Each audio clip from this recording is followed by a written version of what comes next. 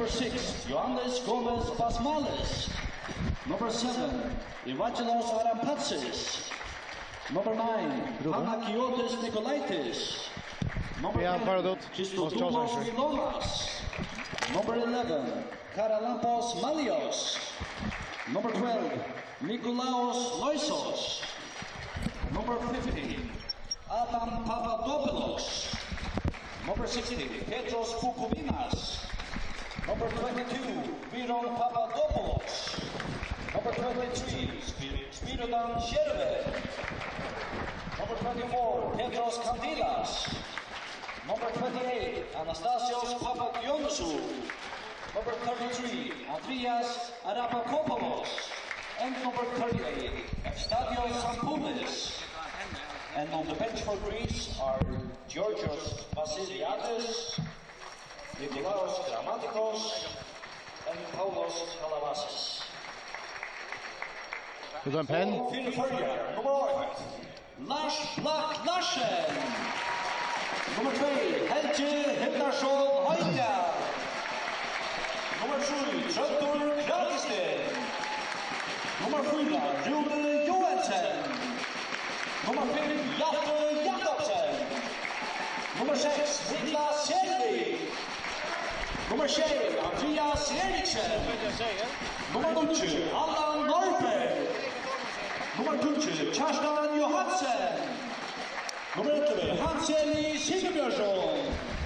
Nummer 12, Arne Dam.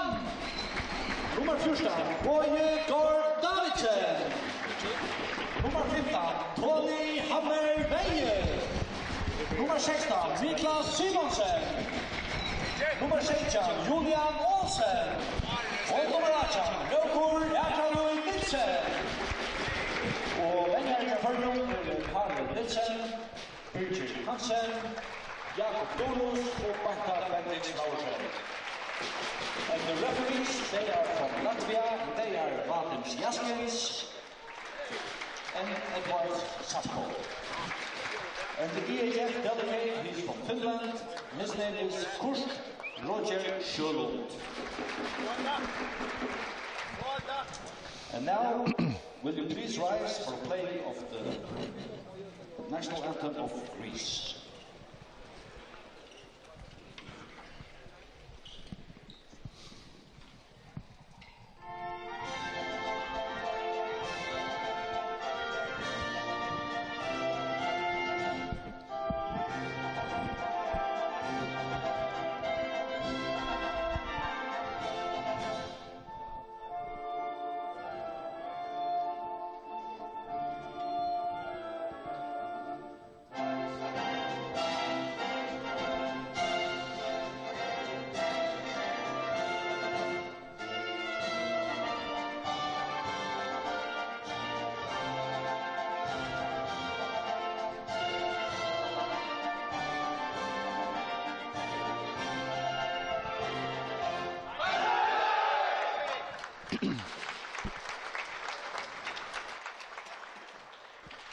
Og så vil jeg ta først.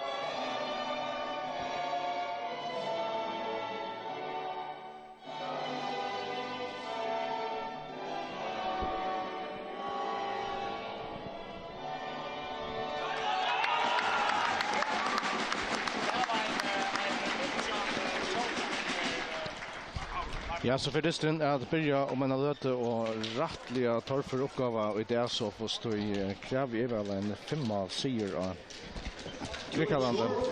Ja. Och det är viktigt att så det här vita tradenar men i distan är det inte viktigt att också sålla så man ska komma 5 mål fram om på den vägen men att distan varar i 20 minuter och så må man söka att det ända vid att eller för att öla störst trösta lite att ha här nu. Så tar man bara ta det som om att det här är en dister som har teknik men han måste bara hitta för ett talon. Men helt klart det var skuffande att Färjar tappade mot Dubern och att har vi hade chansen till att möta en lig som är helt inte var bättre än vi att vi inte klarar att spela bättre än vad vi gör. Det är resten vi pratar upp till att det är inte gott nog.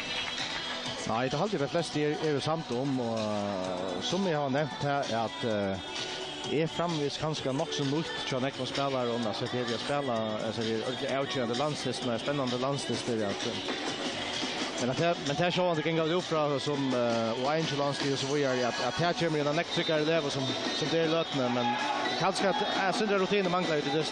Ja, men det var mer maten som det spalter på och hur man lägger som rent taktiskt disponera i Atlantisken.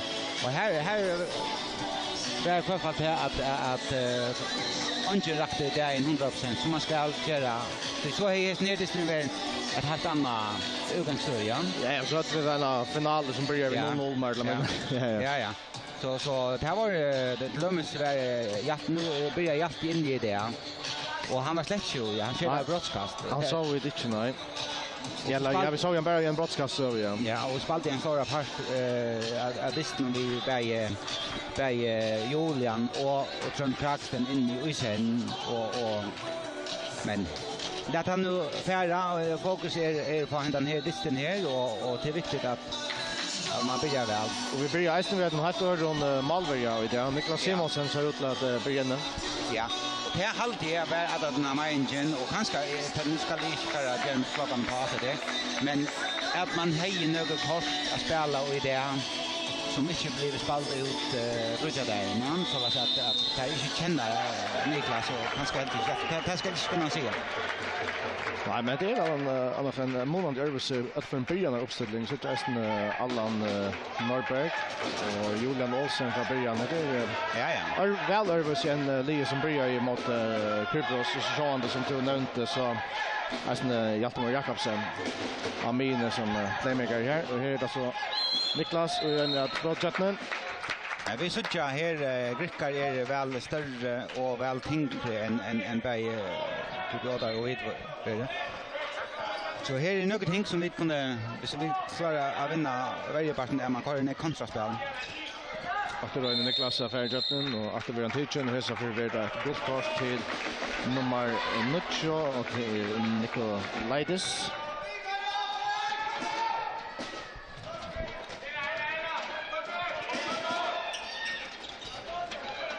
Färjatnen Niklas Selvik och efter vi har teachen.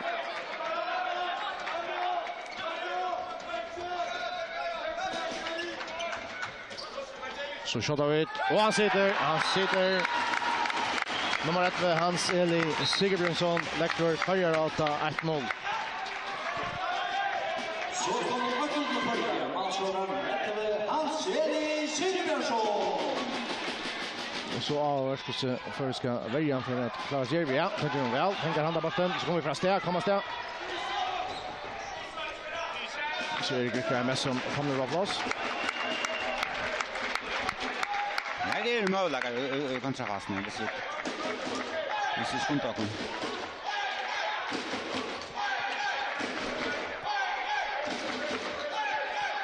Det är en övrigt typ av vi har med i Jerry Hjaltemar Jakobsen eller en Santa Kraxten som är med Kypros. Ja. Allan Norberg. Här. Ja. Fickar få bollen.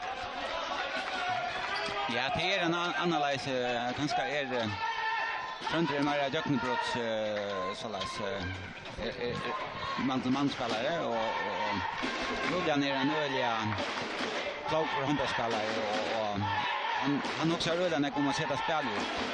Ja. Han ska inte så take några chanser.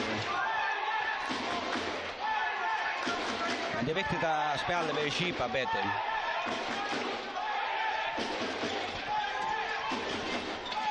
Så brukar komma där i en skott i en hel spännande styck men tar ut tekniska fel där och så blir det nog nästan ja det var ett guldkort och hade väl för att kan vara för att spela bollen väck eller ja. Han rör att låta vara vi att göra den basten vann det kostar att det är 2 minuter. Papadopoulos Adrian Adam Papadopoulos.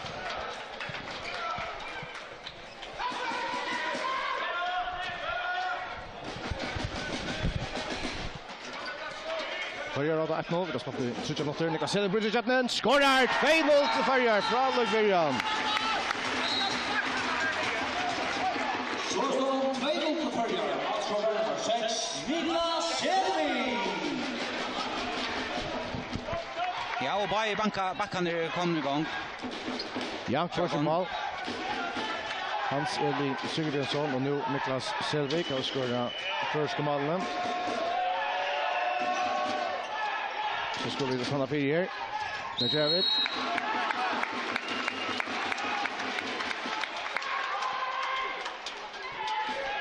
Och Armin och domaren och Efern upp så tycker jag kommer vi ner och attack kallande målet. Niklas svär här men ja, då inte helt. Ja, och det så jag att vi prövar att göra bättre kött upp och ja. Och då det är nog det att här hålla till att här är ganska stor och ganska tunt och så prövar det att lägga första av benen igen.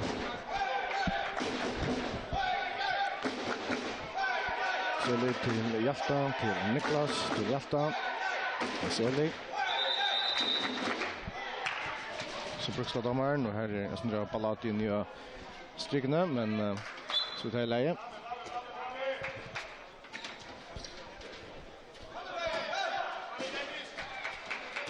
Niklas Selvik, längt om för det. Inte råd spel. Från Niklas.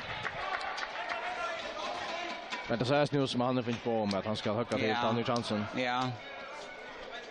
Men det är nu viktigt att man tar man jaktar hos 5 mål, att man häver disciplinerna så att man inte skjuter alla tunna. Så Rickard.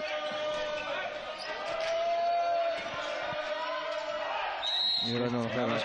Jag tycker att det är väldigt spel det är vi täcker 6-0 men det är mer aggressivt än Frösjökvart. Standa högt i banan. Det var ju spel från Allan Norberg. Det så. Tycker den kommer i skottstöva. Handen med armen domaren färden upp. Skjota Niklas Simonsson Bjergar. Ja. Det tar på bassnatter. Och nu är det nytt och allop. Ja, Roker innanför Götlässon.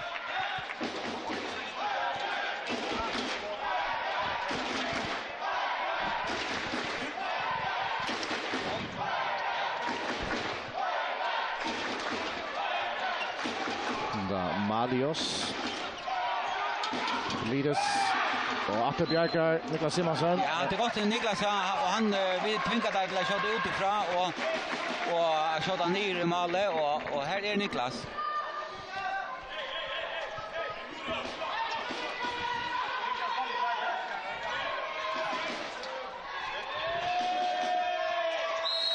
Här var ju att det här i hötten jag såg det med Förjar och Kryper så det kanske är något som vänjer när också om att det bröt som det kan spela där att det skulle känna att efter. Ja, det är så. Ja, man inte känner någon annan så kan det vara ett parameter. Så skulle Rickard komma genom skott och kött och i att domaren tar här var avvärjningsloppet för Israel. Armin Ruppens Jim Scott och han sitter tyvärr.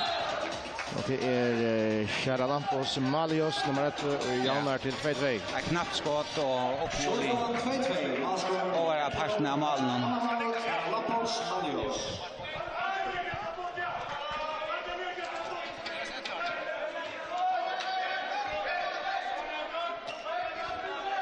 Jafte till Roke. Seli. Niklas. Här dömer han akkurat för han ser 4 skritt, men det var det inte. Det var pura läst så.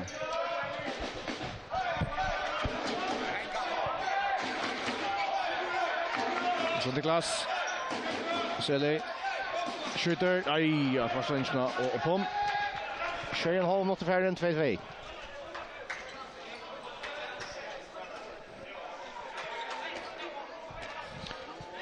Och det är inte stagnerat. Jag tänker 2 mål att tulja och så. Ja. Inte mer.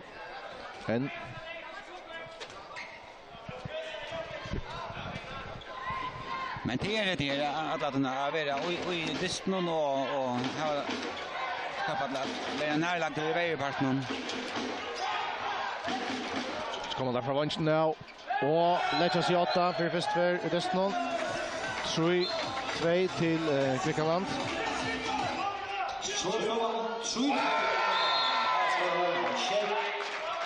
Adam Patis.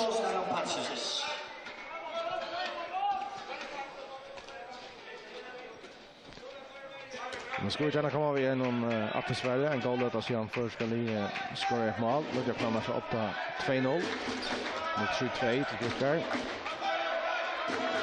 Roker Akerley till Niklas Selvik. Han säljer Sigurdsson. Kaffe. Så. Och Ivan Grytjakonen, Allan Norberg. Skorar 3-3. Här tål spel där vid Tjärnagar, Tidingar och släpper ut av kanten och Allan är ordentligt trycker och i. Det är viktigt att komma gott igång. Tjava Enkren och Jakon. Här hade inte en gång det för Jakon. Nej, vi såg inte näkt mål. Nej, det var...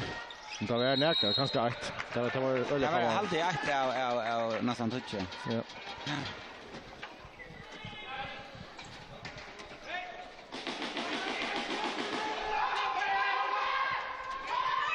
Ja, Basmales.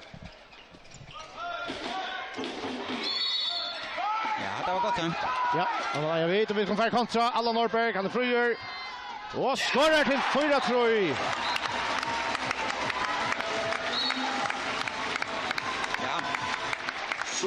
Kontrafasen är öliga viktig. Inte nämmer malen. Allan Norberg. Han är en av sina rennare, Allan. Ja.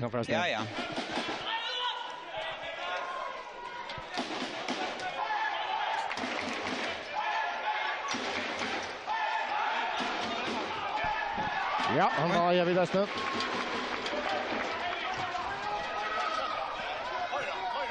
Niklas. Shot. Och han skrattar om kort. Och att han må väl bli en utvisning. Ja. Ja, jag har inte det. Jag var... Som man säger, hade varit regnet med över. Det är Nikolaus Loisos i förut i 2 minuter. Nummer 15 till Grekland.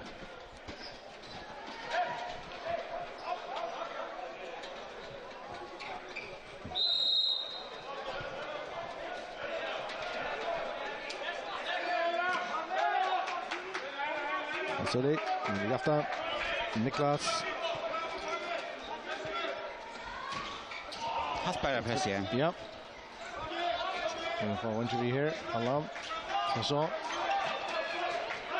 Och håller jag alla armen till domaren för en upp. Ska komma en skott där, Niklas. Och så får han kort. Och efter 5 minuter till Grekar. Och detta... Det är gott chock om du så just nu avvisar frustrationer och Griska Lino. Ja. Jag vet inte vad Grekar tar ösa sig in och att han kanske iver spelar för en ägg.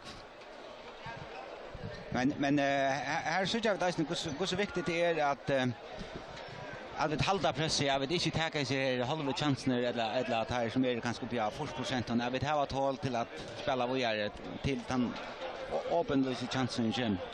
Och vi sa det för jag väl sinneläge det är att för Kupriot så öliga svingar i helt ena löt var där vi att lägga serien bort alltså i Björn Nilsson men Mäktan så lycka väl och kanske onkel liknande tendenser är det här. Ja. Men det är så det är gott ringt. Ja, det kan tillföra orske och det kan nästan vara ta det kokar river, ja. Så här har vi en goda möjlighet till att få en rymliga ökning och vi att Ja, vi skulle ha mal på just nu. Vi spelar vi där spelar 4 mot 6. Ja.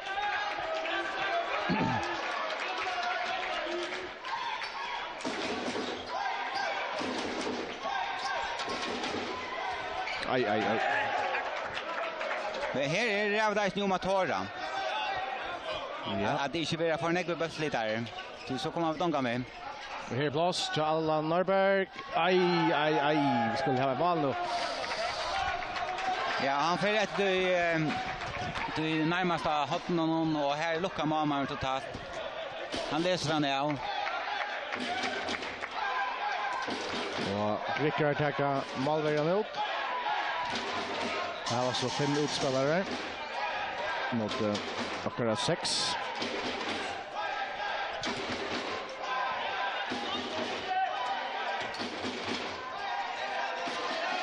Nu tar vi en så crossspel och övergångsspel. Oj.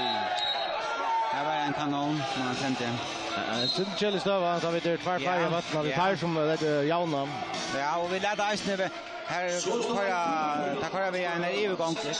Johannes Kubrales. Det är plats.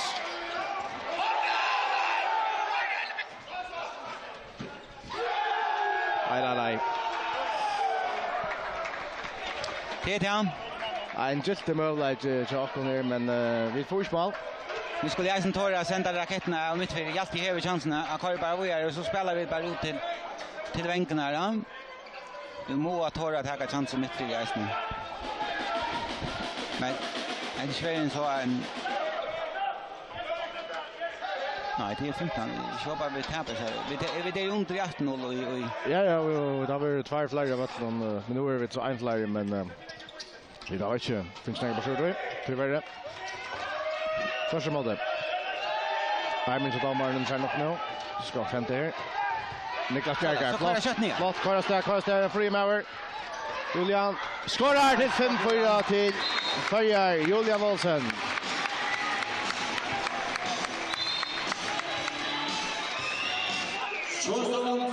Tack för sina nästa konstgötter och Lie så lötnat har varit varmt. Nu skultar vi det och så blir det en fart. Ja.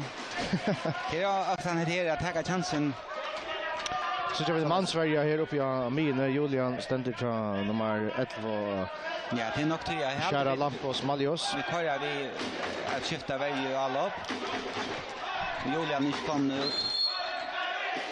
Och så lägger man han bara nian. Men det ger att backan är så att de tar nog så tuncher att här få möjliga köra man mot mannen som är det var gott nog skritt. Ja, skritt mot Grekalandet. Fortsättning.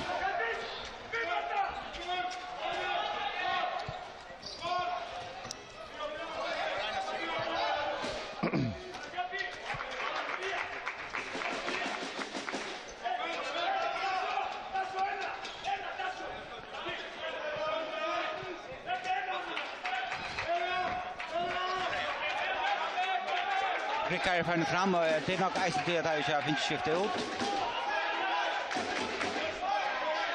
Här räcker jag offensiv 5-1.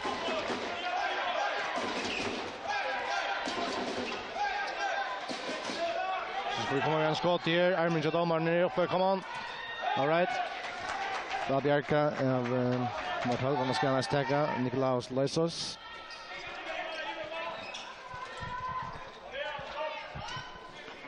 Kött. Akkurat till färger 8 vid 1. 5-4.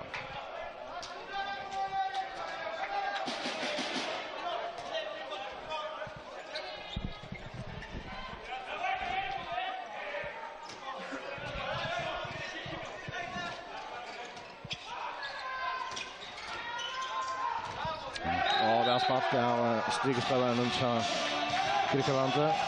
Pappa Dobbelös. 5-5.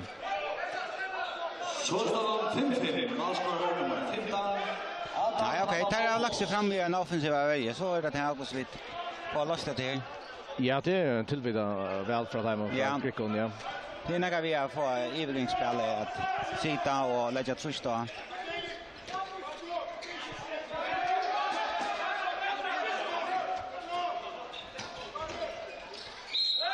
Det är nu inställt på att Niklas stammar öliga väl att köra ut efter att göra en sån man kallar det en Geno. Kör man mot man. Ja. Att nu.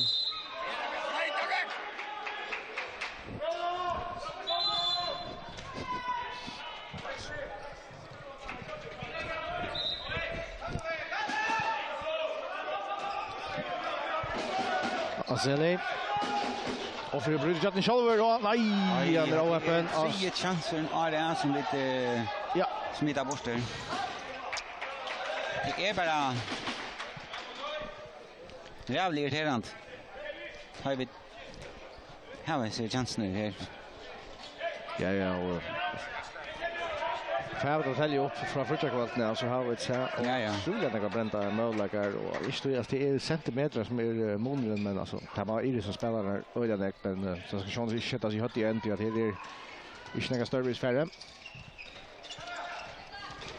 Och så är det Grekland som är 6-5. Jag också med skifta man Niklas Evic. Inte färd att det stora. Åter Bjergar, Vistje, Malvergen. Jag ska lägga time out till Eisnen. Och så ja, väl Bjergar Niklas. Det är möjligt. Så Grekland kommer på plats. Allan. Skorar, flott Allan Norberg. Snära botten, runt om Friska Malvergen. Jaunar till 6-6, gott detalja. Ja, gott. Gott att Allan blev vi. Inte Fick inte så nekva spel till försöka ganska spelare som man nästan saknar in igen. Ja. Allan Norberg. Chartan är släck vi ju det alltid, ja, så han skatte ganska. Ja, det var också ja, han fick en fiber. Det är noll spel Eisnen. Ja, långt upp. Rycker han ut. Ja, det kunde lukta ju för men det var gott kort. Ja, det var helt nu. Det är ja. Tar man färda goda kortet så får man varvet man tar rätt i handen upp. Så det är inte nollspel. Det är borste tar avgörande. Ja. Men det är inte alltid att veta om det är gott kort eller 2 minuter. Nej. Hade varit hardpoint, hade kunde jag inte vara. Han tar i armen. Vi tar en man Sverige och Trener någon till Heimann. Kör upp på Malios och Björn. Julian Olsen stämmer honom. Så som kast till Rickard.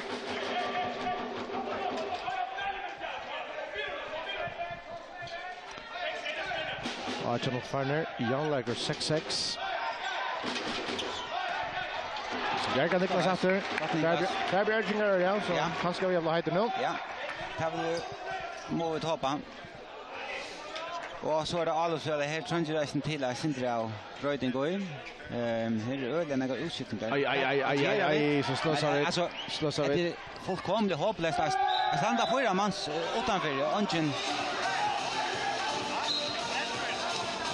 Ja, fullkomligt mycket. Det är mycket att finner det av för att spelaren innan vötlen så skulle innan vötlen. Ja, vi aldrig sånt ödla som kan hända väl kan det? Ja, men vi är bara 4 spelare så kommer nej press så det kan gott vara att det tror jag med det kast eller vad det är men måste skifta ut.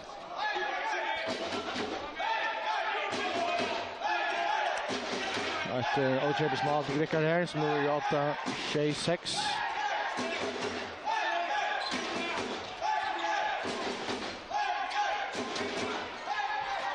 Och man får Ja, och alltid att det är kvilla Niklas Selvik och så väljer vi att spela vi Helga Höjtal och högra backen. Så får han i en övergång och spelar vi 2 mot styckspelaren. Och jag vet inte, ta är alltid ta ska man gott nog ha goda skjuttar till att spela och vi spelar in utan att kan högra vänstra högra backa alltså ja det är en Lama ja Så akkurat nu viskar öliga oskipa till tingen som hämtar av ötlen.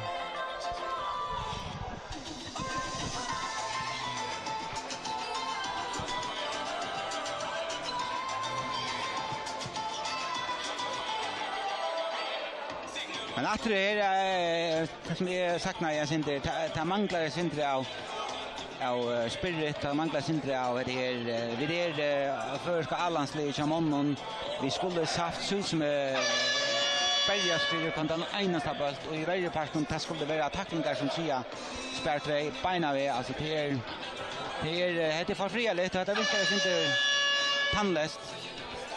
Ta manglar mer det är att men är det något som är kommer eller kvart är det typerna som manglar eller ja men hvis du hickar efter typen så är det alla öla lika hvis man hickar profilen av personerna vanligt så ser man ska ha några köttner och man ska ha han som ger det oantaja och man ska ha det unga talentet och det ska vara så mix ja och då ska det ha köttner som bara lägga upp och knalla till här vi ska alla till vara nödvändigt samma nivå ja roller och så läs. Manglar ganska tant som gånger 8 simpelt ändå. Rycker till 8-6. Så står det 8-6 i halvan. Master Hurman. 22 till Hasan. Andamal, Ryron Papadopoulos. Det så. Julian skorar flott. 28. Julian Olsen. Nu väger vi där 5-1. Ja. Och pröva den offensiva variant. Julian Olsen. Så jag är till kommande till alla besöken tar det helst vi Trenta Kraxten och ständigt klarar. Kom in.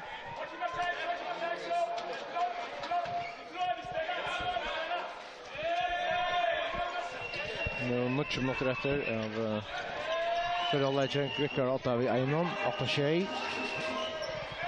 Ja. Och vi klarar inte att standa man mot man det är så offensivt spel här.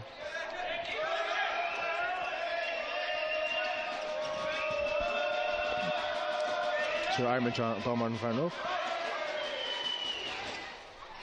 Så läs vi. Ja. Gott kort för Katrate. Så till Boa Davisen. Jag vet inte om det går för dig. Skumpa och så. Okej, ja. Vi får tror jag. Men nej, vi får spaltning. Så jag där snart Trenter är kommit ner till Kraxten. Ja.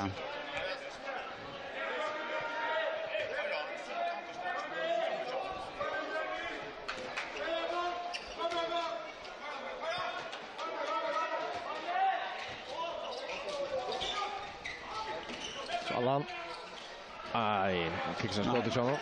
Detta räcker inte att det är vi spelar time streak spelaren så där bara igen. Ändå på han. Han är all eller som inte kan. Flott ball där från Kryckon.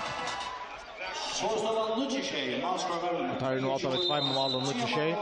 Jag känner inte planen här Chatham och vi spelar time streak spelaren.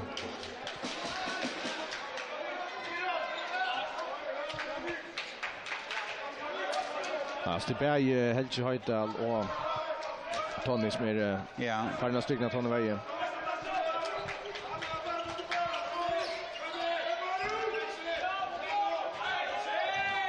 Bra spalt. Och skora, flott Julian. Rycker åt mot 28 nu, bra på målen. Att det kan skatta det att komma kantarna och Julian Olsen.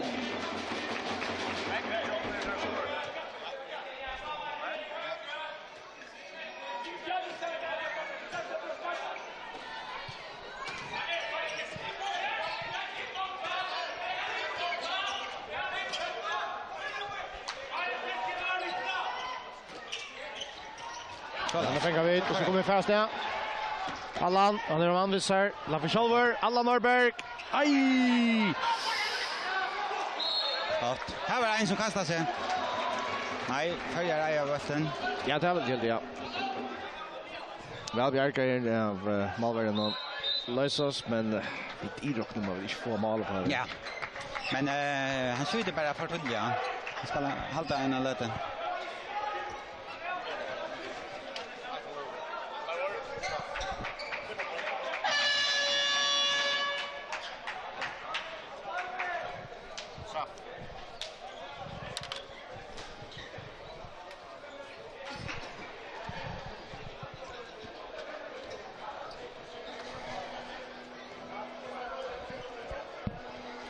Okej, så är time out här tja för en gång och saknar du några brödingar kanske? Ja, nu sa det ut till det sista alla att det vi att spela vid Times 6 spelen speciellt i att det alla lägger inte som vanke men lägger som backer och så ligger högni heter det Helge Höjdal och spelar faktiskt ett mittenting med strikspel och högra vank så detta minnet. Men det är rätt att få skada ta vid det program laser.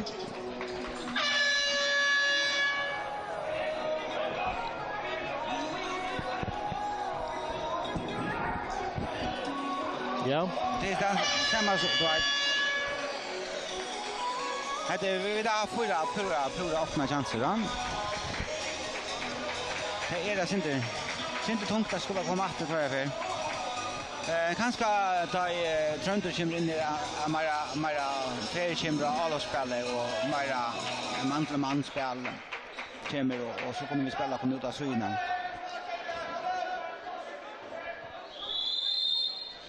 Ja, Sander Kragston. Vi bastar någon här. Och nu detta där bara att ta vid det spelar ju Times 6 spelar. Ja. Ser det. Trent. Shoot over. Malvern Bjergar. Ja, broadcast. Broadcast. Till Fire. Broadcast taggat här. Vi bränt och vi hade fått 2 broadcast för jag valde vi bränt och bäge. Hjalte som för att tagga här. Han bränte det förra och hit halvtid av Julian Olsen i bränte men Hjalte vanliga som du nämnde ta öliga trycker. Broadcast skjuter. Men okej, Tröntor börjar väl. Kommer Broskas Muller till Jauna nu. Hjalte Mor Jakobsen. Skorar! Nutscho. Dejligt.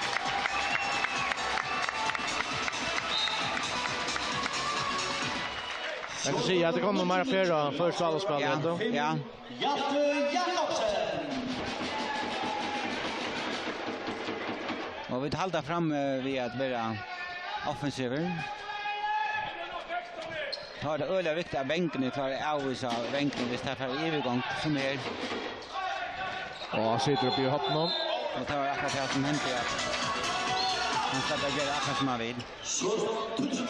Touch. Han ska andra mål, Adam Papadopoulos. 2 minuter här till Kung.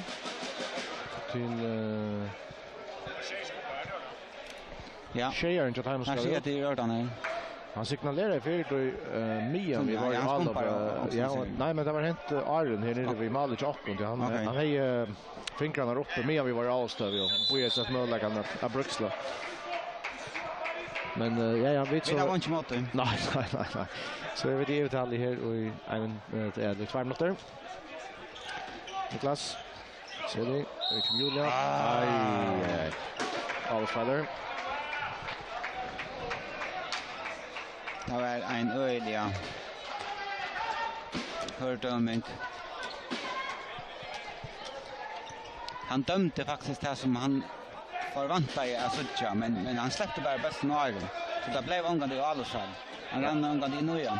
Ja, det dömer per eller dömer alla resten som är här och är halt att här dömer för neckvar av. Ja. För jag hade varit där öliga vannar.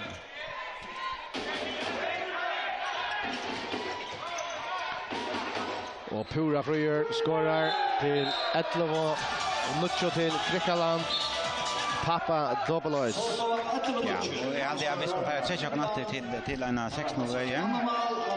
Hon vilka är bättre än vi kommer att stanna det är för längt i mitten spelarna och hinner för störst till. Vilka är för störst? Ja. Så loss. Lukas Sevik. Han skulle chans på igång ordentligt. Att måla mål. Så jag Grekland ofta spelar nog så länge all upp. Jag tror att det är tillvidare rum att här så att här var en 5-måls läsle från Justin Det är som all ner att det på. Så Röna där inte skapa en dist vi nekon tempo och hvis tempo är högt så är det tekniskt heiler då. Ja.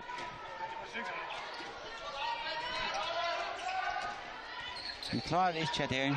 Nej, vi får inte stäcka den strikespelaren Chadamon. Pappa Dobelos ska andra mål där här. Vi är ju i Stefan Manner. Ja. Vi kommer att stanna för ensammatler vi strikspelaren och tror jag vi där för offensiven. Det är viktigt att få tackla han som häver bussen. Så se inspel. Det var det samma problem med Fredrik. Ja, alla för ut och kunna träna från Norrberg. Det är också mission där och Levin tror jag. Han ska komma in nu. Ja, flott. Sander Kraxten, tänker i särskilt händer. Skår där. Det har gått mål, han hoppar upp här. Det är en dubbelt avsättare här och han är något den minsta med över och han hoppar här den största mannen nästan. Men han knäcker i skotten. Ordentligt gott.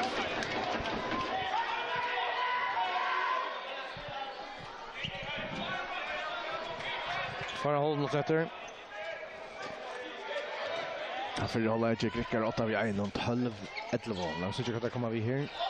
Ja, det var så. Det är bara komma stärk. Aj, du skulle kanske vara själv där helt. Här var alla så. Nej.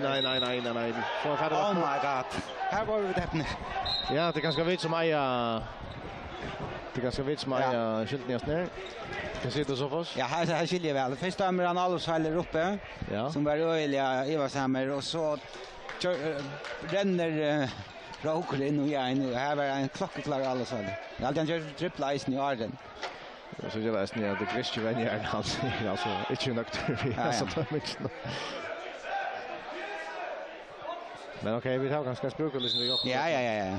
Vi tar allt som fetter i akara. Låt det ta vet. Domarna ur Lettlande, Vadim Jaskins och Sapko Edwards.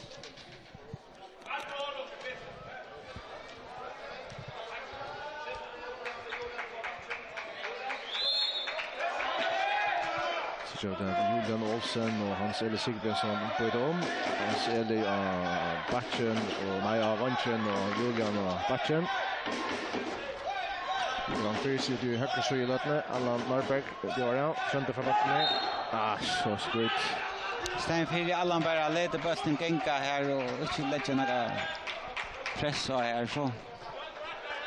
Det är såna ting som är det. Hvis man skal etter jakta efter 5 mål så ska man inte göra så fall som det gör nu.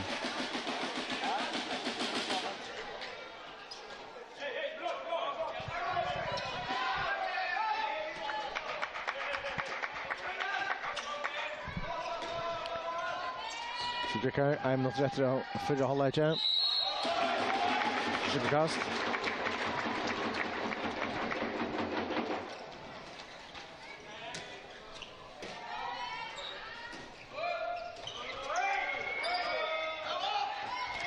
Ja.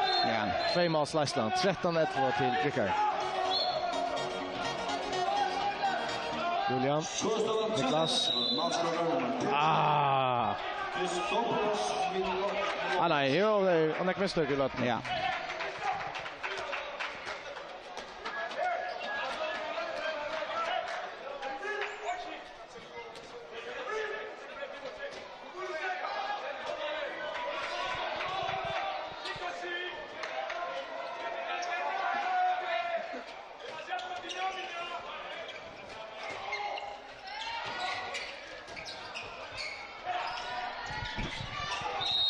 Det är väldigt viktigt att man klarar att stäcka spelen och ta det lite krossa så lätt. Ellers blir det väl inget spalter. Ja. Det som på Ja, och det verkar som om Gryckar har ett lite en liten firmon vi att här är bättre fyr. fysiskt. Ja. Därför lägger upp till skott där. Det är bara 3 sekunder efter för att lägga bort något till 3-2. Spiridon. Det är förland John. Ett namn till för inte röna ut av.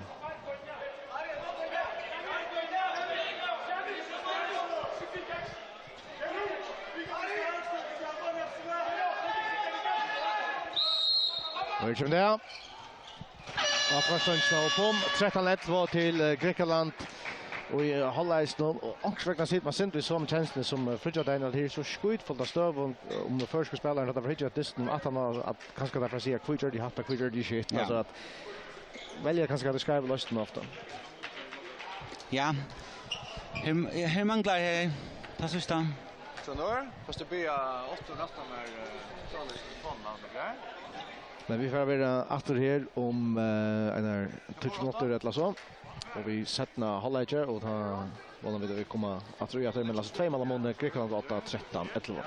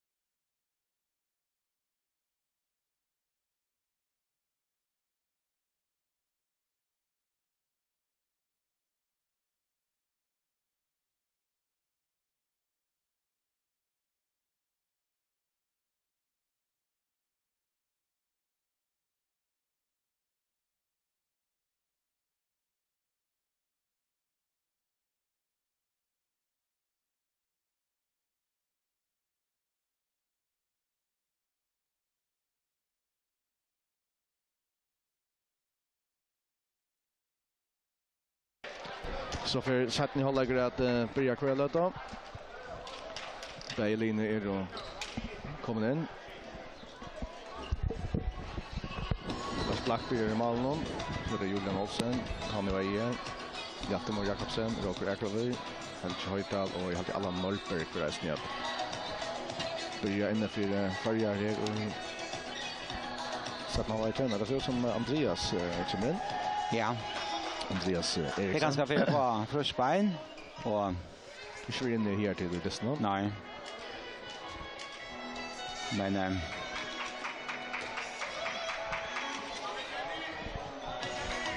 nu nämnde jag onkel kanske 4 man. Som man säger akkurat som är då inte ordentligt att Iveskåp och där rockna ut det här.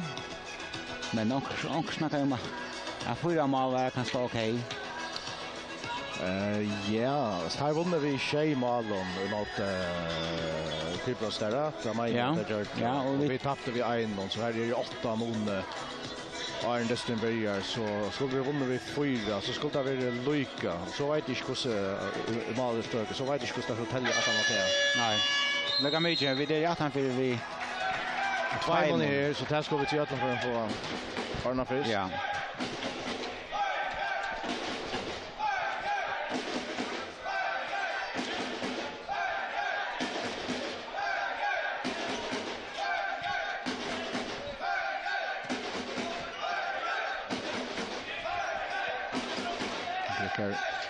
Vi kommer in och skott. Så vi är och tjatar men väl om man igen. Vi får ställa. Sevik. Lefta.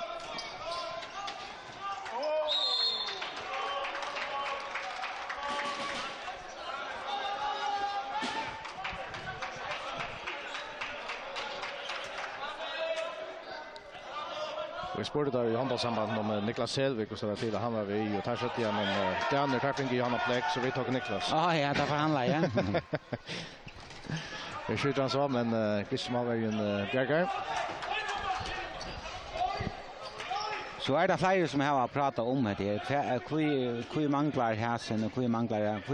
Kui tar det kvar AGA Elsnes och kui Jonas inte vi här som är väl och 21 det är så lägga som. Och han har alltid skulder vid vi alltså han ska ha sett det men han har några skia. Ja, han skia. Så det är alla tunna för kan vara vi och för inte vara vi.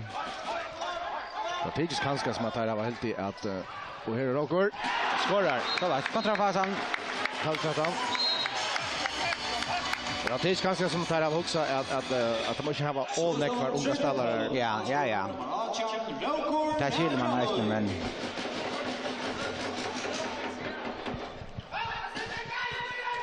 men hvis du hickar av banken där så ser man att okej, här är det snackar en för Trutcher Wenker.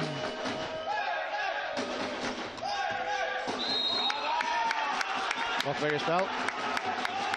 Och att han Vaje som blev Tony. Nej, Fröje. Ja. Han blev så sorterad från han är backspelare så han manglar sin av backspelare så det är rätt en diskussion att dra fram för men vi känner inte kan ligga lite runt för det som tar av valt ut.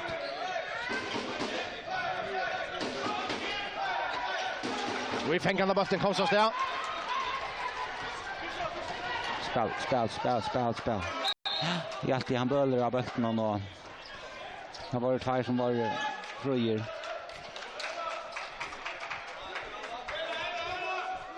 Och vi har en länge utskiftning från vänstra backe och han ska renna helt i högra. Det kan vara sin trubbel. Då Trönter kommer in som backer. Ja, det ser jag ut. Trönter Kragested, bak ner. Roger, Egerlöj har vunnit vi. Andreas, nej! Vi brunnar på den här målläggare. Aj. Och det är en här eisen, hvis man hickar efter här. Inte sinak. Vi bränna och inte sinak. Här manglar han lukar som han gnistren till att onkel säger folk i olukan kom nu. Det ber inte till. Det är det som är fullest då. Vi såg totalt lika glädje ut om vi skårar eller om vi bränna. Jag kan säga lika när kvästen saknar vi att glädjen av malen och ja. Och tydligt nu ska det köra men här är det så ju som believers. Schafft om där har man möjlighet till det.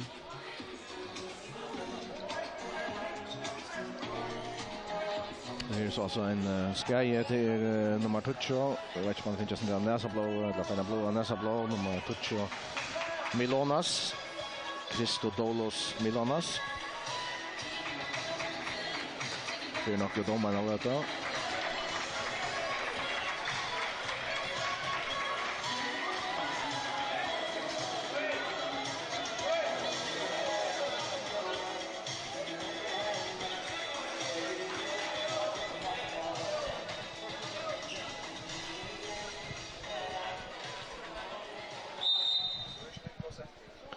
Så har vi denna mansverge nu, Röna Vitt, och nummer 1 till Raymond Malios, uppe i Amine, Julian Olsen ständigt honom.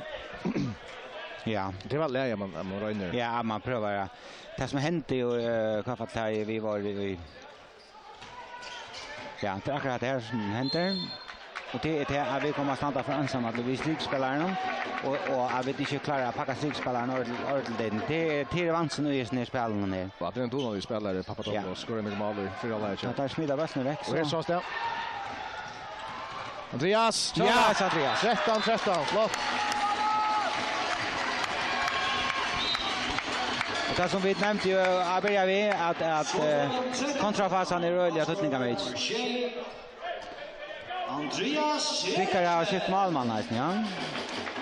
Ja, det ser så... Nej, det är samma väg. Att det är den samma? Ja, nummer 12, Loisos.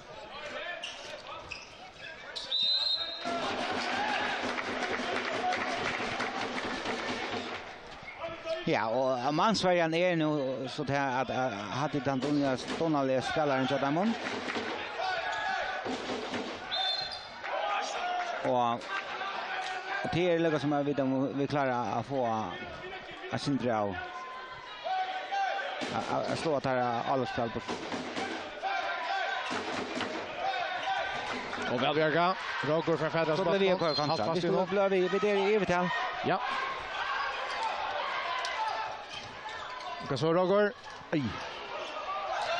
Ja, han var att han malen som vi väl kämpa Roger Agrali här och passar bort till kassan. Ja, han var ett lust att han det är man tror på att man kastar sig. Så är vi 8, 14-13. Ja, next Maira Wilson. Ja. Ja, och tar tag att time-out på en vet att det har ju spatt mer än 5 minuter och det är lika som Arsenland är att det är inte enkelt. Ja, och det mansverige nästan oreklar att det griska vänner och Oli. Ja.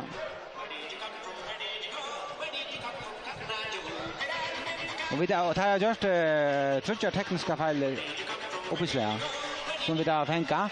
Men vi skulle vara mer konsekventa i tar vi köra kontra. En tvärfina Jaltian helt på näck på bussen. Sen för jag släppa bussen till att ta er frier. Och det är det ser lätta malen kontra malen som inte kräver som extra som jag vet det är halta center och i alla parten att det var inte kombinera och kunna med vägarna.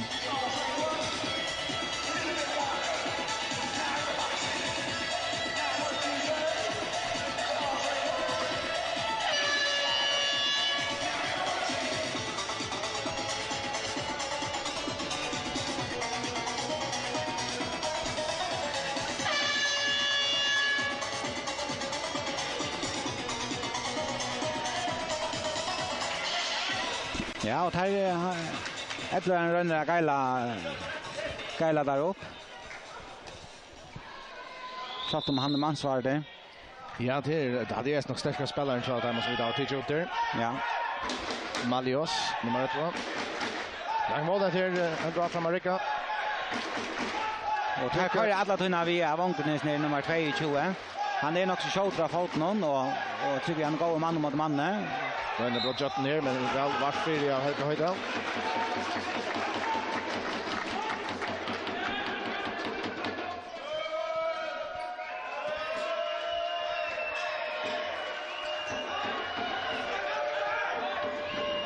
Så får armen upp. Gott.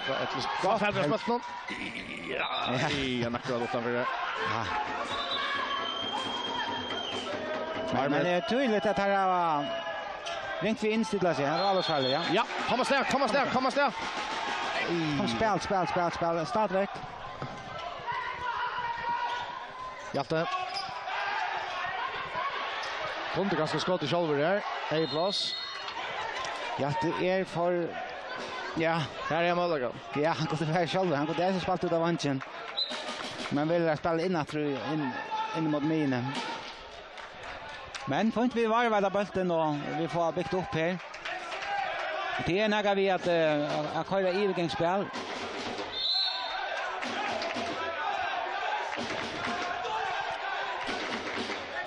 Hjalte och Jakobsen till Niklas Selvik. Hjalte här till Trond Kragsten. Nu en diskussion i resten av världen. Nu är det Tröntor som spelar i UF-färgen och Råkor som spelar i UF-färgen och Lars som spelar i UF-färgen. Här är det där spelar. Här vänjer tvär för en vikna. Ja. Det här förskott här som förskott handboll till vi. Det här framsöker imon till kanske läkare som är hemifrån. Vänjer kanske 5 för en vikna. Till det som här vid här ska man kanske in och göra en avtal vi följer och hvis man vill ha det vara en aktiv parsta. Ja, ta må kvar på 5 för en vecka alltså. I aktiviteten. Ja. Krickar skjuta men om man för vi varvar det lastna och vill spela skatter till timon men vi spelar dra fram så ska vi ha på Sjurus ner. Kom nu. Så vi Bruksla och Destin vi stack över och han säger ut lappen till Orton snott Nico Leides spelar och vanligt eller för så stäcker man tog in att spela en lite där. I skjutan så att det är ett slä och i anlitet så stäcker man på när men och det kunde spela speglar och att lägga sig ner och få stäcka en kontraspel ja. Och så stäcker man tog in ett fridge. Ja, det är som en fotboll nästan. Här är det man bridging att stäcka. Det är man smittar sig ner till man rör att göra taktiska och få ana.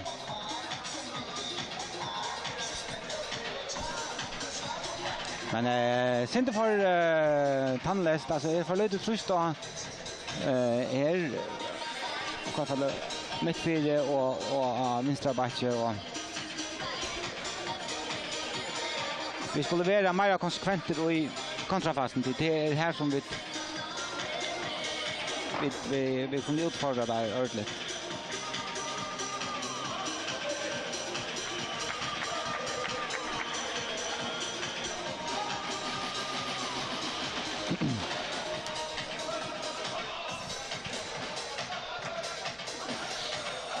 Så är han kommer. Ja, han ser det så ut att göra så klar han.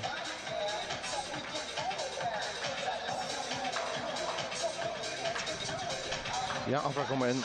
Man har detta. Han ser det Sigurdsson som kommer upp när vi gör för. Står och gör klara mycket så illen. 14-13 för Sheon Holm mot Färren. Jag sätter med hålla igen. Det här är gott att komma på en av 2 målslästet. Det är såna oräkva grickar näkta gör för så blir det att följa det av ett narskast. Aj, alltså.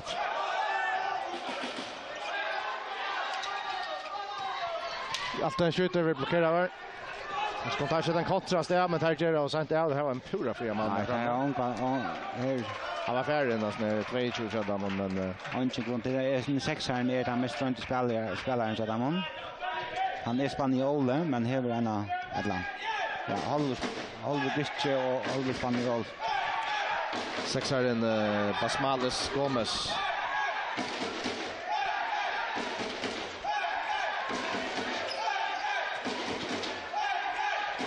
Och här är Möller som skjuter men vill spela ut av Vanchen och så var Jana där till 14-14.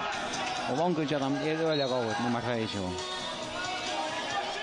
Så står det 14-14. Malskarger nummer 22. Här har han Pikamai, Papadopoulos.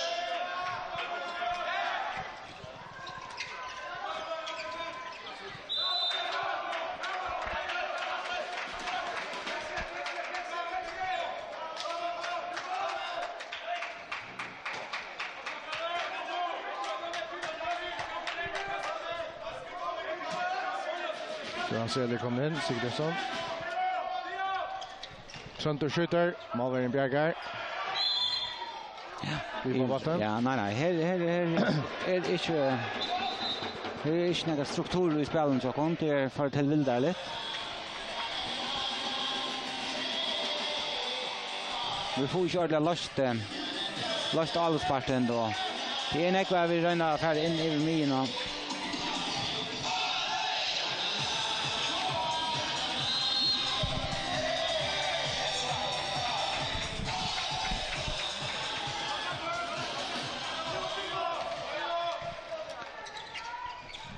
Vasili, Tony skjuter skorar 15-14. Nästa mål till honom ja. Tony Veje. Ja, och här täcker 5-1 och det är när vi har fått övergångsspel att köra. Så står man 15-14 på förra. Målskorare 15. Och Grika ger sig goda till.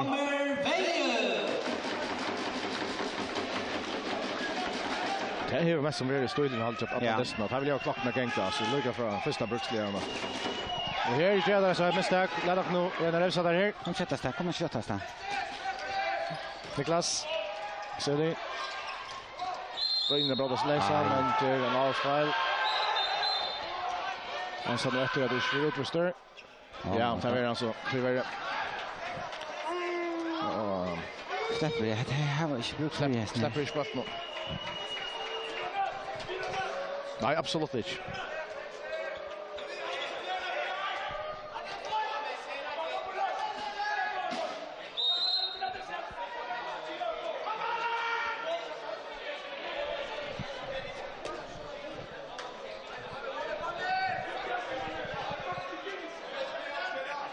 Så han ser det Sigurdsson utanför och 1 minut och 45 sekunder tid.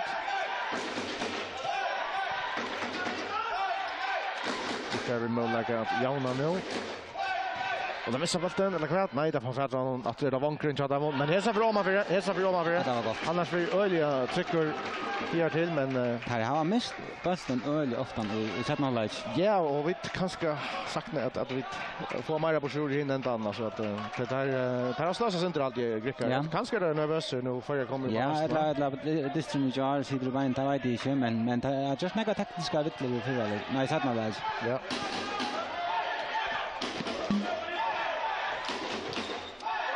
Det är ju undertalen så. Det har spalt men får inte avslutningsna och Malle. Men det är inte för tulliga till jag vet det i undertal men onkel vill de ha också för att här men det är en risk att ta smida bollen upp i inne festen. Så klickar här. Månggrön. Exakt. Ja, vi får alltså. Roger halvfast. Efter en teknisk spel. Vi klarar ju inte att straffa dem. Nej, vi ska mala för. Ja, och 20 sekunder efter utvisningen med Jakob. Släpper hade nummer 8 och det har varit spalt i 1 minut alltså.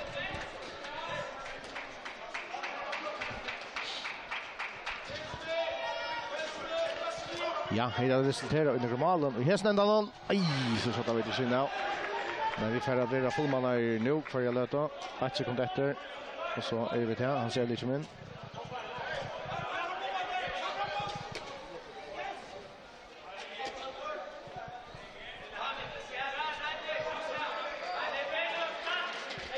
Så det var Mansberg och nummer 1 för Jotaimon, Malios. Julian Olsen ställer till honom. Ja, det kommer att sitter tyvärr. Lars Havan den här. Ja, 15-15. Så står man 15-15. Målskorare nummer 6. Här har han spelat andra mål. Johannes Gomez Pasmalis.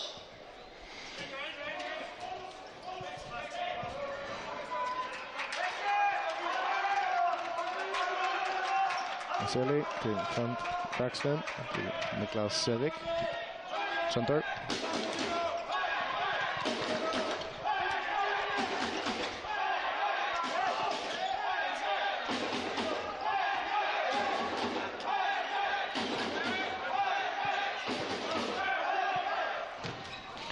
Andreas styr sig fram till en skottrun där. Vi får ett inkast.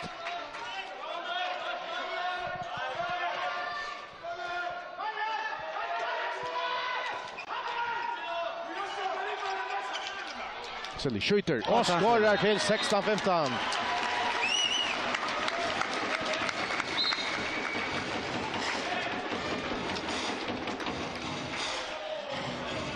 Det är att han har varit inne i listan här och kanske få att det här alltså att det är 2 mål och så lever man ordentligt och i vann, ja. Men det är lika kvar ska det komma från Chokon. Brickar svär efter här. Och jag vill stanna här vid Heppner. Kallar vi kontra.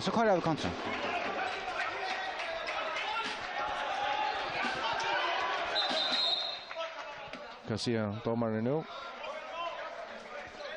Skjuter Kabere. Och vi kan tejpa som oreglar. Ja, okej. Okay.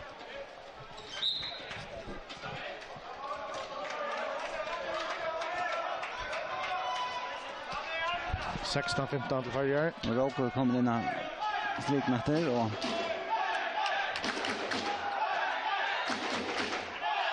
nu kallar vi samma vid övergångsspelet. Niklas Selvik var teachner. Manglar bara släppa bollen på Bojer så vi får några bort ur övergången. Köra alla de där bra till spelet. Aj. Santor Kraxton lite skatter. Kom upp på plats Stranger. Så där så lägger han det nu.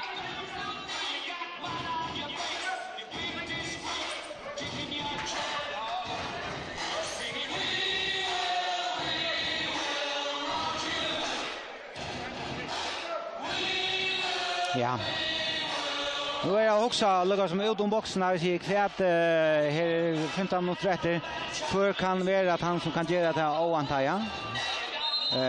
Det viskar inte till att vi tar finns löst ordentligt väl för mittfältet. Alltså playmakern så kan få sätt spela så väl upp.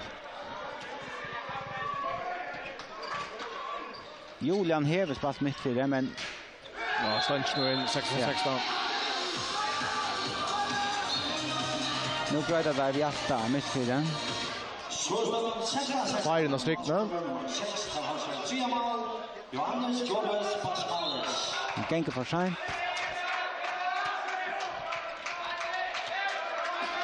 Så tror jag Niklas och Natte för Tony. Rabasten här.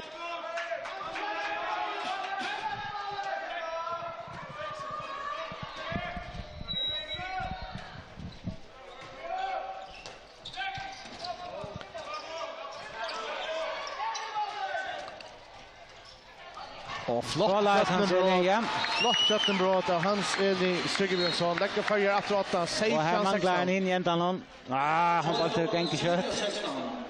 Brukar svära beina vid natter Janna till 16-16. Men det är förvandlat att det är inte klart att dem uppfylles ner att Anker backar upp till att han ända i höger så Hans Eli som ska välja. Garifanos Pachios.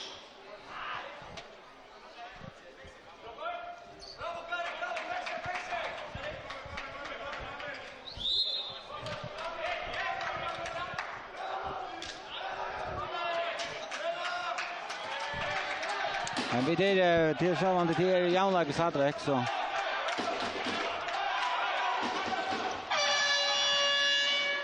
Ja, och timeout.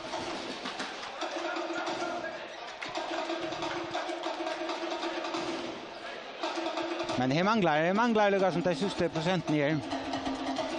Så kan man äga sig dejan över disten för jag väl som kommer här som avgjorda tydning till att Janlager alltså det att här center virkar 100% vad jag är och vi skulle in att han inte som malen jag. Ja.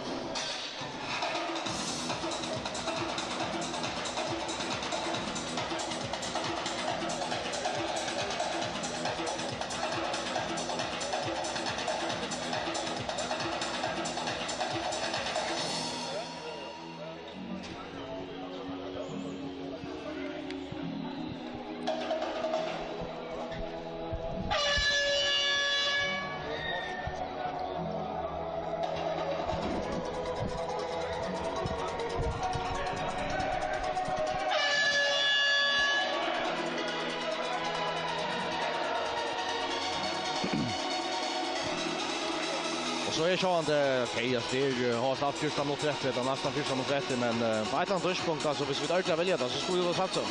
Ja. Det är leverera ett hårt. En knussäck alltså.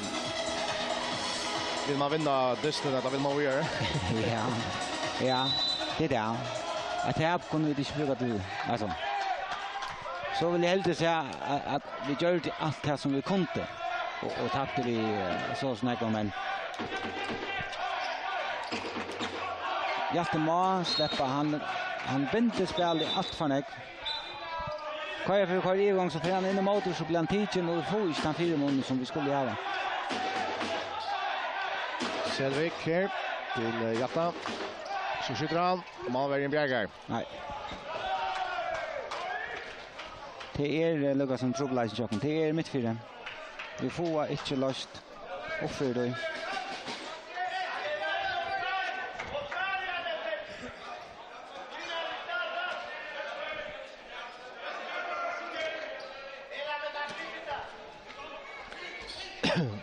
Så Abdullah.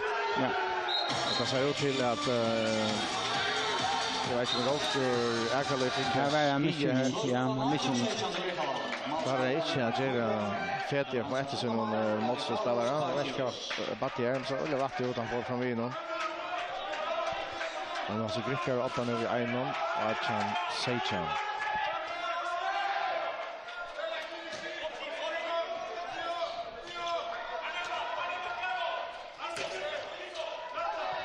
Så flott. Här kom det som du rätt. Ja, och här kommer helt in under och knallar under en skott. Hjalte, och det var väldigt gott. Hjalte Jakobsen!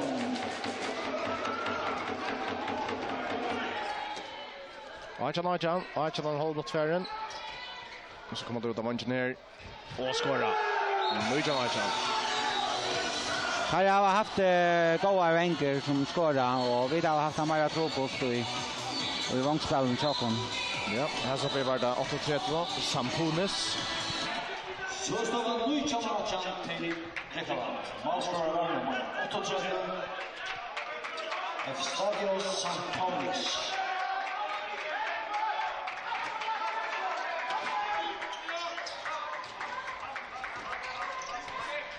Sålas, nu är det färre spelen och vi släpper bötten. Ja. Och då ska vi Niklas Selvik vill tackla det.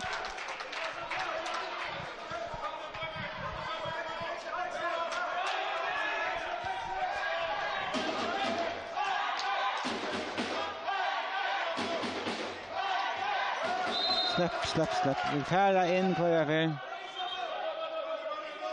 Det är den disciplinen som ska till.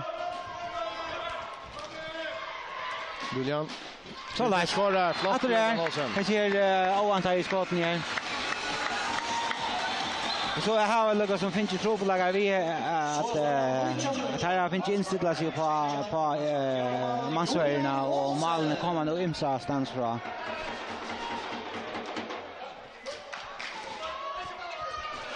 Han ska spela om också att skifta malman.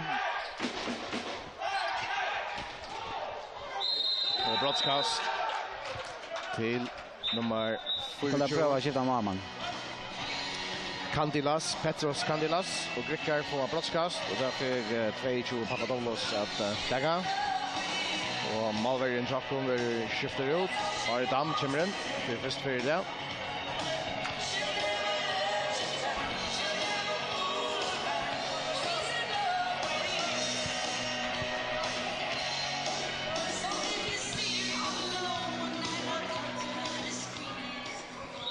Kommer skottet och Grickar lägger sig 8-20 nu i chans.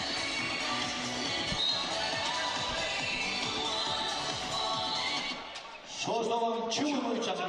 Mansvärden, 22. Här har sig Sassava, Guivan, Papadopoulos.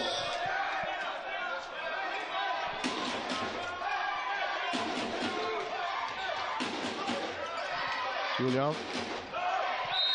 We're teaching there.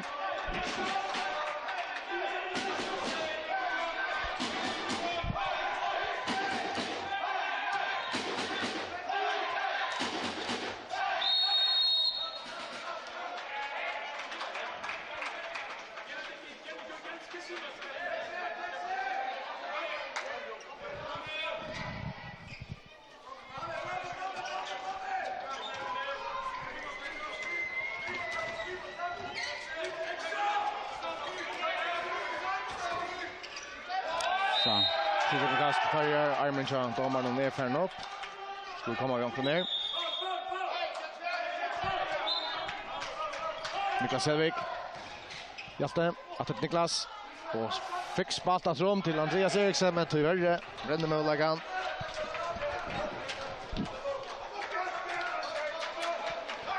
Nej.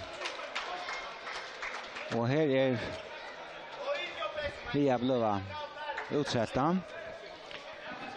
Tar man blir via bränna på såna chanser så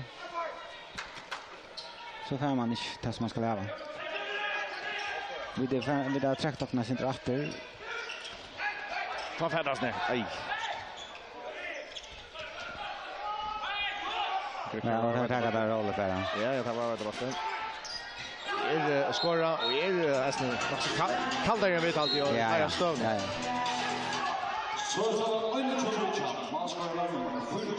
Tar här var imiska spelare, alltså inte så ölen men vi har från några lika spelare som är på akkurat på samma mata.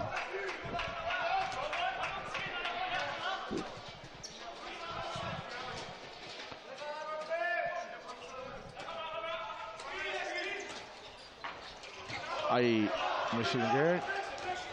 Push cut of Batman och Krickar kommer öka och det gör där 22 minuter. Ja. Vi har varit. Det skulle han sätta att det skulle folk nu må vi ta time out och få det är det 23 minuter. På instället här må vi ta time out här. Panna väg och få en spår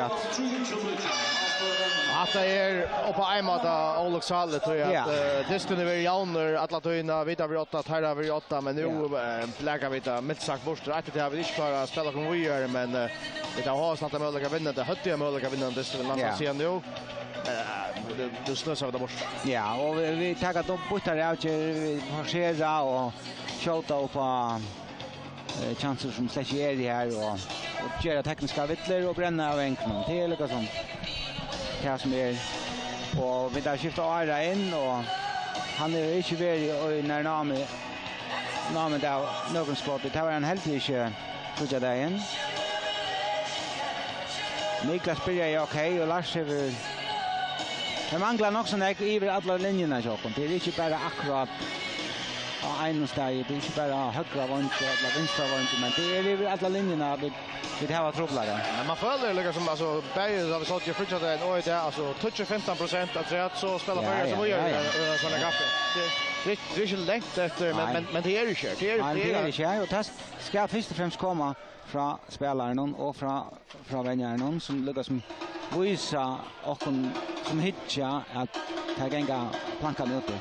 Alla respekt för att man tappar vi förra målen men jag tycker bara inte en insats som är optimal.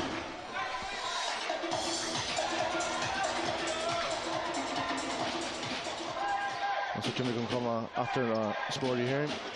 Niklas Selvik innan stickna, Roker, flott. Ja, Roker är väldigt god att stickna. Väl spalt av Niklas, han finner rum i Mison. Vi sitter playmakern så att han hade den här. Tack där roll. Tack där lätt. Till närmare. Ja, Rickard här var från början spalt efter att här skulle vi göra. Som så och right att tappa vi en mål med tansaskilt fast länka all upp och ja och redan tagit där rollet.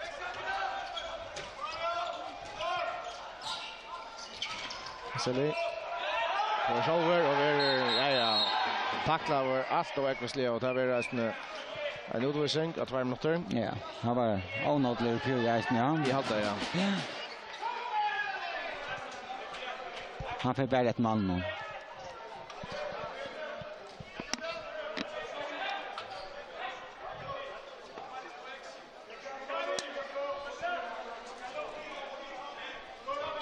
Ja, och så eisen heter här i uttalsstånd har vi helt inte varit nå väl cheapa här. Vi har inte finns när helt vi där var.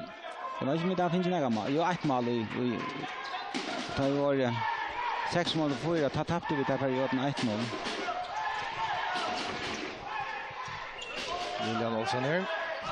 Till när vi har där rätt spelaren inne tar vi det i övertalen.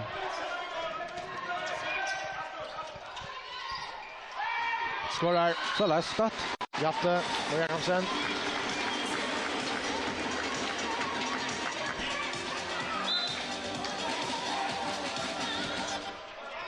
Så står det 21-23, avspiller nummer 5. Der er så 3 mål, Hjalte Jakobsen.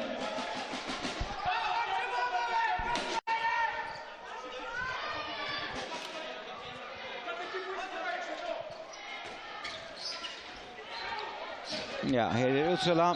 Här är totalt Utsala. Nikolaitis Tura for year on Bridget Jetten här. Skorar på 4-2. Avspiller nummer 9. Panagiotis Nikolaitis. 5 minuter efter, 3 mål Amone, 4-2 till Rickarland. Och att det är brukar tar inte bunchen eller tar alla spelarna fullt ut. Alla Warberg. Kommer in åter, skorar på ena vägen. Sitter någon slant just framför. Jag tror att han är rätt gå för alla. Ja. Ja, vi där visst Jonna Johansson i spel på Davidsen så vi bara i en stor period där.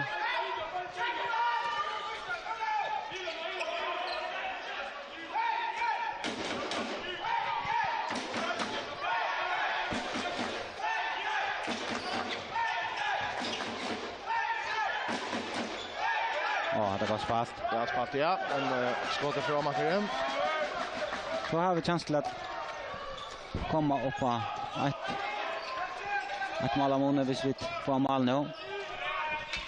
Det fullman här. Ja, för att spela en för som är utrustad 5 minuter. Men vi fick helt inte insitt lock ordentligt upp på det här offensiva 5-1-spelet som det är. Det är där vakna isne. Tar vi där kort övergångsspelet så det. Ja, men jag ska måla igenom när vi får en mållägga till. Ja, vi var där bollen. Luka att han helt rätt inte mer i skotten och så kan han lägga någon till mamman.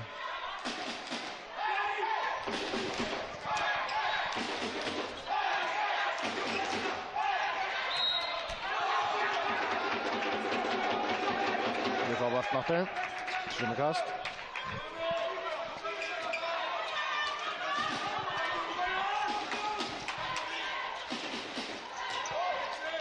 Får armen upp. Vi har spalt till Rå. Vänder till värre.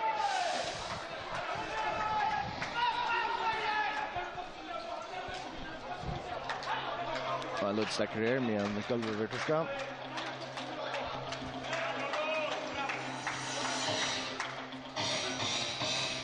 Men så kan rätta mig med för skarv men alltså då är tälje samman frutchadagen och det att det är skjolta alltså så mycket för upplagda möjligheter väntar alltså. Ja. Det händer på något sätt så vi två men det snarare så han frutchadagen var pura garbage men vi såg att samma tendens naturligt. Ja, vi bränner för ett lag alltså och det kostar. Men här kommer det bara ett timeout som heter tackla rollet och ja. På toina spela länge allop och inte några bort, inte rekord, inte några alltid hade kast och det där. 5 minuter efter Grickar hemma tycker jag så när vi gör låter gå och vill jag kanske lycka tycker jag ser den här 5 alla månader. Ja. Och så och kon rad och ice nu att pröva vita om det klarar halta här i varje parten och så kommer upp i alla upp här och kanske -1 och så kanske få en jaunlike och så kan man säga okej, vi spelade jaunlike och det var okej men så över det så bara distnar här så lukar som vet att den första distren som skapade det här att man fick känslan av att här på ju näck mer och i linon men här är det man får lukar som få att ha planta och få trunna och ta tänka fram. Så rent taktiskt så är man alltid inte brukt allt nog väl. Ja, det är. Nej, det är dömes att fortsätta att vi spaltar så länge vi Vi det som ju uppställningen är brött för sent. Ja, så kan det bli 5 mål här alltså så.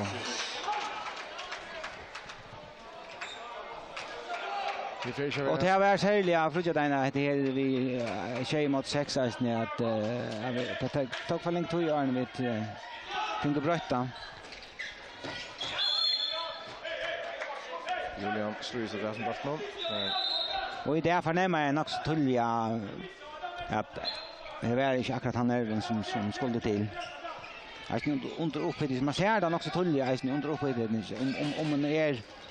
om man är ordentligt intens och om man är aggressiv och det är mer så lunka.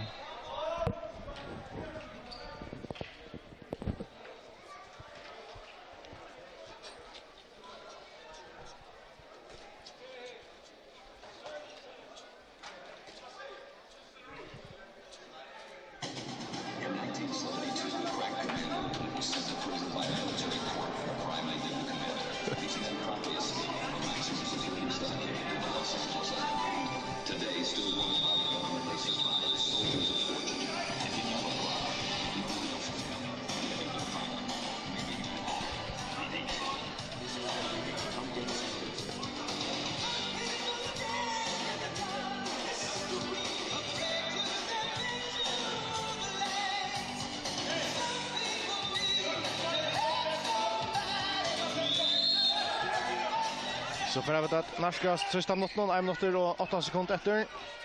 Prickar av David Trimon. Han får vinna den distan och han får resten att spela sig vidare och ta över så länge äntligen undan kapping. Det är för inledande omfär vi har här.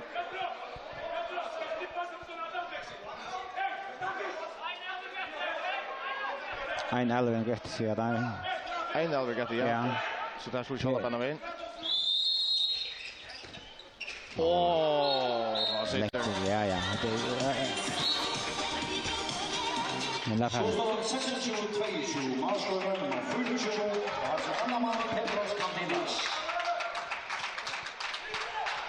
Hade jag gått mål. Julian Olsen som är halvt faktiskt. Ja, han har haft en gående till det. Så står 26-27. Marskjøren nummer 6, det var så 5 mål.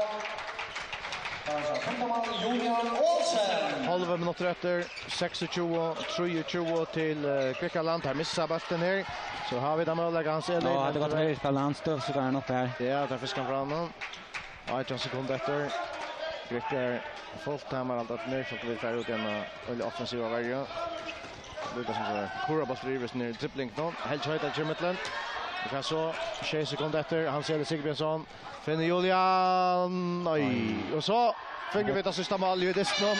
Han har satt Tony Veje minkar till 24-26. Vi tappar vi 2 mål. I halvt vi sitter efter vi känslan. Vi kunde det samma vunnit. Ja, är insatsen där. Ja, alltså Inte kvällt, men det är lika som det blev skapt projekt ja.